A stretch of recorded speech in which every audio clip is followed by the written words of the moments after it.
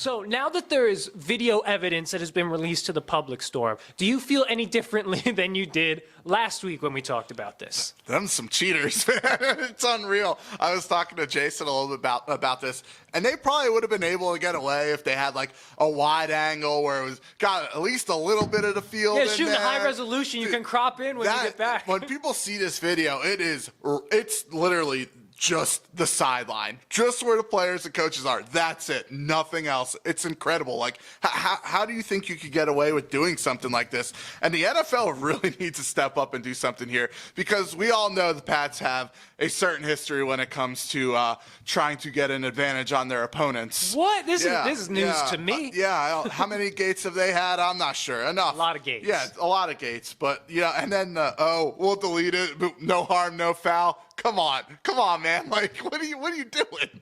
Yeah, like you don't really say that unless you bring it back some. But anyway, part of me wants to give the Patriots the benefit of the doubt, because as a guy who's dabbled in some video, being a videographer myself, I get it. Like, you set up a tripod.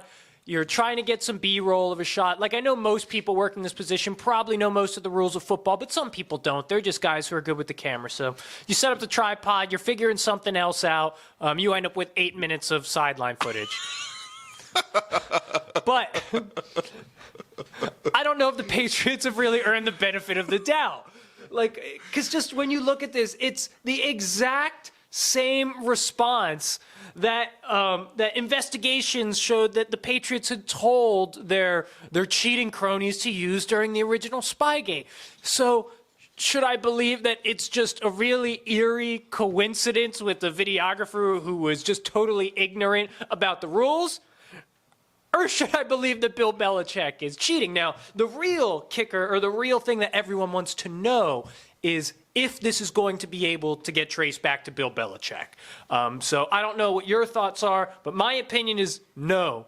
No, it will not. No, because there's no way. You know he's not communicating directly with anyone here. He's got a guy who knows a guy who knows it. He's like Pablo Escobar. He's got like a couple of generals that communicate to the soldiers and the runners down on the street. You know, he has no idea exactly what's going down. He just says what needs to get done, what the objective is. Exactly, and he snaps his fingers and it happens. Absolutely, man. So if for whatever reason it does get traced back to Bill Belichick, what do you think the punishment should be?